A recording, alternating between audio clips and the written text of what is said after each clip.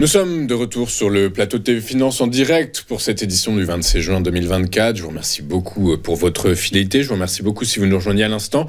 Et désormais, il est l'heure de retrouver Daniel Cohen de Lara. Bonjour Daniel. Bonjour Antoine. Bonjour Daniel, merci d'être avec nous ce matin. Vous êtes associé chez Next Momentum, avec nous toutes les semaines pour nous susurrer à l'oreille quelles sont les valeurs qu'il faut avoir ou non en son portefeuille dans un environnement de marché plus que délicat actuellement où le doute et la prudence dominent. Du coup, à force des choses, Daniel, on va commencer vos market movers avec le titre de Saint-Gobain. Saint-Gobain qui latéralise depuis quelques semaines. Du coup, par la force des choses, est-ce que, latéralise, non, j'y vais un peu fort. En tout cas, qui semble être sur un niveau de support intéressant. Est-ce que l'on peut s'attendre à un rebond, Daniel, sur Saint-Gobain ?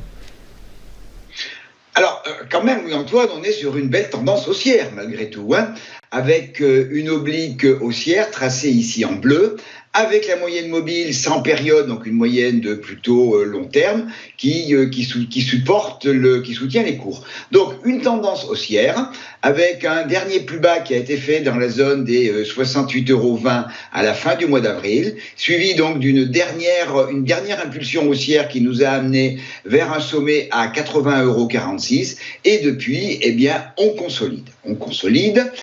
On est venu tester une première fois, il y a une petite dizaine de jours, l'oblique haussière. On est reparti vers le haut et on a été bloqué par le niveau des 75,88 € qui est également le siège actuel, et qu'il était déjà à l'époque, le siège de la moyenne mobile exponentielle 34, moyenne qui, pendant cette période de hausse, de cette tendance haussière, a été également un très bon support pour les cours. On est venu donc et on a créé, avec l'ensemble de ces éléments, une zone de support que j'ai matérialisée ici entre 72,34 € et 73,20 €, qui est une zone qui a commencé par faire résistance au mois d'avril.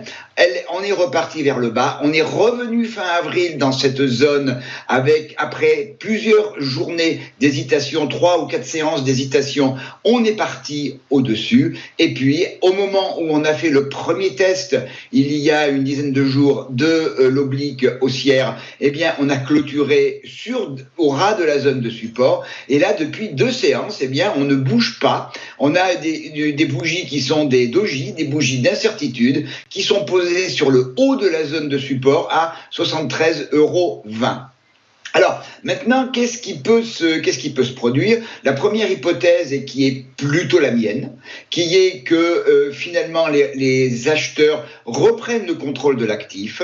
Alors, il ne faut pas oublier néanmoins qu'on est, depuis le début du mois de mai, depuis à peu près 2 mois, on est dans une tendance baissière de court terme, qui correspond à la consolidation d'une tendance, haussière. Donc, il va falloir refranchir le dernier plus haut, dans ce schéma de court terme baissier, c'est-à-dire franchir 75,88, donc qui est la condition absolument indispensable en clôture quotidienne, pour revoir 78,04 et 80,46 €.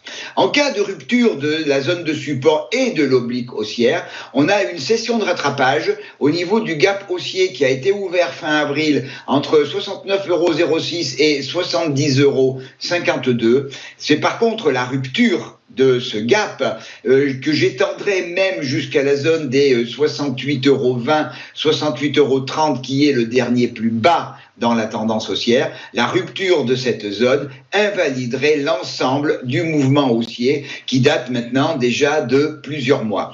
Mais a priori, dans les conditions actuelles, j'aurais plutôt tendance à envisager d'abord un retour à 75,88 et en cas de franchissement, bien sûr, les 2 niveaux que j'ai indiqués au-dessus.